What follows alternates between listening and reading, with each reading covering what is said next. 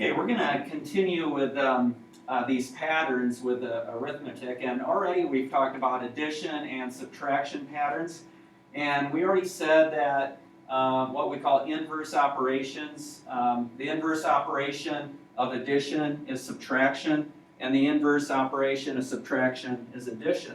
So really you could think of it as the opposite operation. And we're going to do the same thing with multiplication and division. So if we had multiplication, and I asked you what the inverse operation was, well, it's going to be division. Division is the inverse operation or the opposite of multiplying, and vice versa. The inverse operation of division is multiplication. Now we're going to use this concept as we go through some of these examples. Now to start with, we're just going to start with a real basic example just to make sure we're okay with this. And in example 1, I have where you're to multiply 164 times 23. Now, as always in class, or at least for our class here, you can use a calculator on this. So you just simply punch in 164 times 23. And that, I'm going to leave that up to you. In the second part here, it says divide. Now, make sure we realize that the bar does mean division. That's a division bar. So it means take the top number, which is $13.70, and divide it by 5. So instead of writing it like this, using the old-fashioned division symbol, the more you get into algebra, we use the division bar. So, and then again, you can just use your calculator to divide these, with an emphasis that you punch in the top number first. Top divided by bottom. All right, now, in your notes, as with what you've already written down on the previous couple slides, a couple of things that we got to realize here with certain parts with multiplication.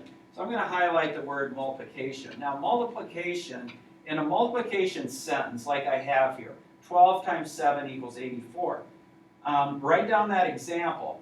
Now, 12 and the 7, the numbers you multiply together are called factors. So 12 is a factor, and 7 is a factor.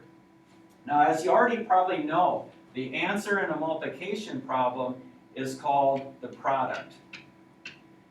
So I really want to emphasize that you have these terms, these parts of the multiplication sentence. We have factors, and we have the answer, or in other words, the product.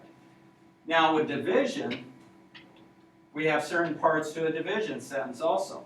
I've written it a lot of different ways. Now, before I continue with the bottom part of the screen, let's say that I have, I'm just going to put a fairly simple one up here. Say I have 16 divided by 2 being equal to 8.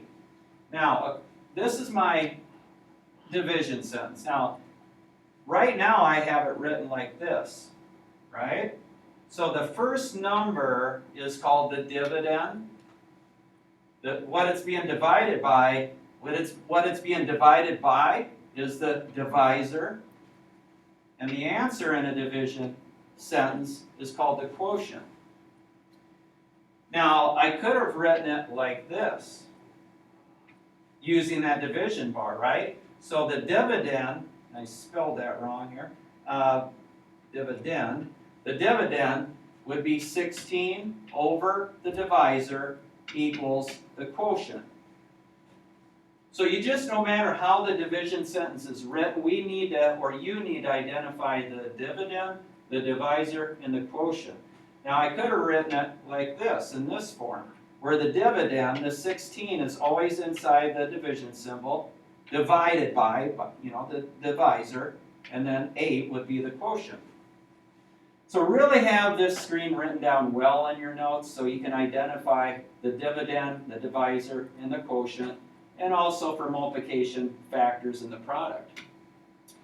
Now let's look at example 2. It says find n.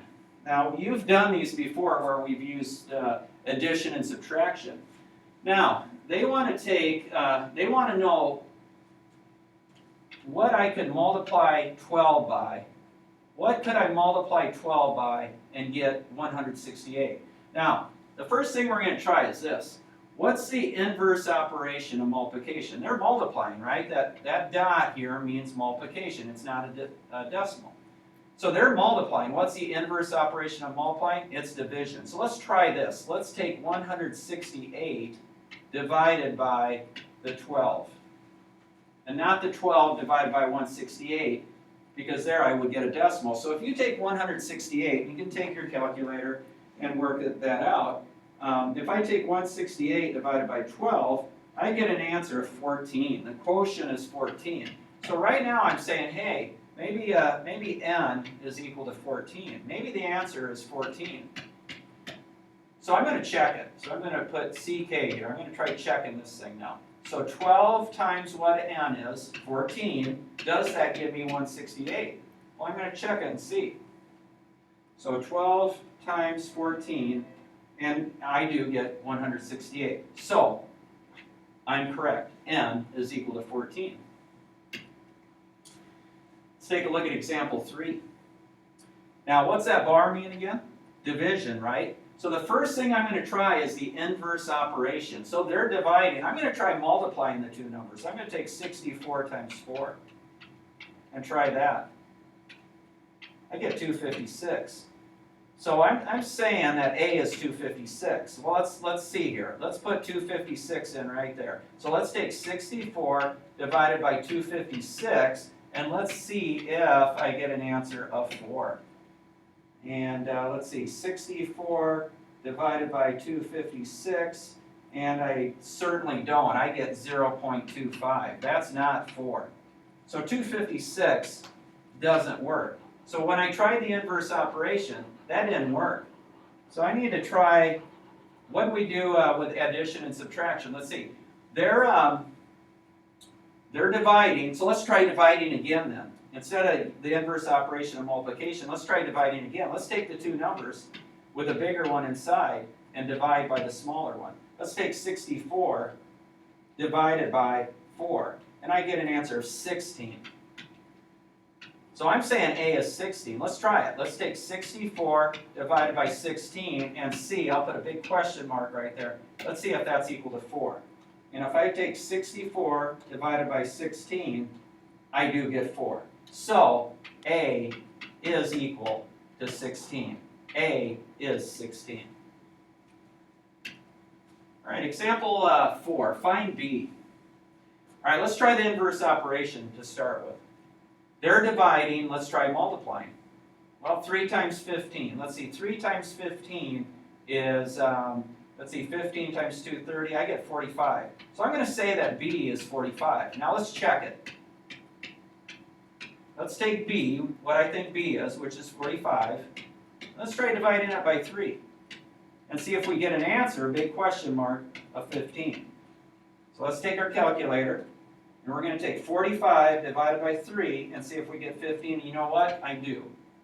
We're in good shape. I don't need to make any modifications. B is 45.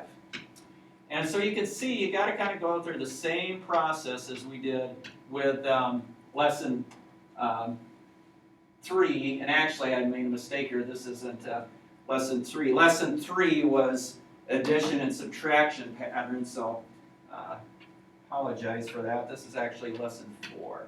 Okay, but as you can see from that lesson 4 is actually kind of the same as lesson 3 was, which is addition and subtraction patterns, and that you kind of go through the same process.